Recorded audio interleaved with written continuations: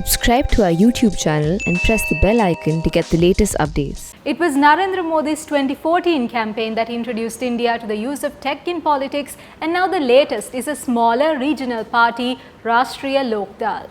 RLD is using a simple augmented reality app to target 5 lakh voters for the 2022 UP election. So far, around 1 lakh voters have accessed this app. These voters from UP can go on the app and share feedback for what needs to improve in the state as well. What's more, you can even take a picture with RLD chief Jayant Chaudhary all through a smartphone and this very simple augmented reality web page while you sit at home. So what is this augmented reality? Augmented reality or AR is a technology that superimposes computer-generated images and sounds onto your real world.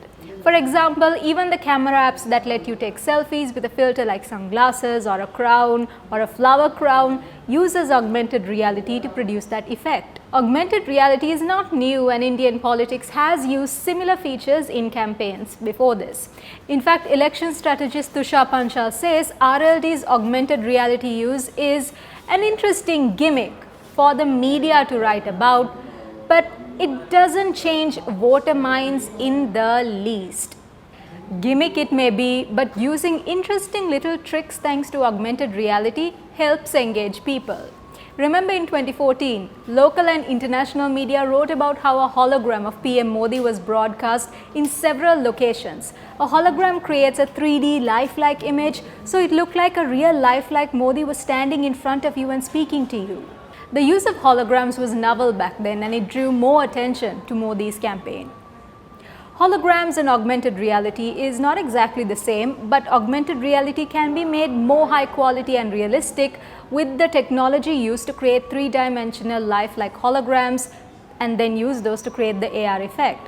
It's not just politics that use augmented reality, but the biggest tech companies in the world, from Google to Facebook, are building augmented reality services. Facebook, for example, said this October they are hiring 10,000 people in the European Union to build a metaverse. This metaverse is a platform like the internet and is a virtual place built using AR and VR, that is augmented reality and virtual reality. Augmented reality and virtual reality are similar but not the same. Augmented reality is when you can still see the world around you with a few computer-generated objects superimposed onto your view of what you see. You can experience AR with just a smartphone camera, like with Pokemon Go. However, virtual reality is when you no longer see the real world and only see a computer-generated world. The whole point of VR is to immerse you in a made-up fictional world. You will have to wear a headset which blocks out the real world and only shows you this virtual world.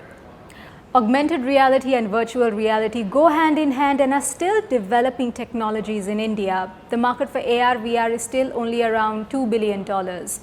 However, as there are more headsets and other devices that allow users to properly experience high-quality augmented reality, we will see more Indians engaging with the virtual world.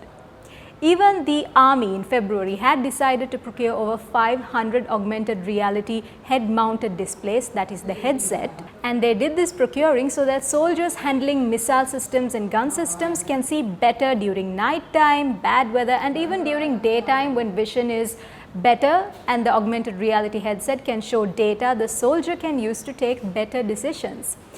So that's a look at what is augmented reality. How do you see it changing your world? And how do you feel about augmented reality holograms used by politicians? Does it change your mind in the least about them? Let us know in the comments below. For The Print, this is Regina Hindukunis.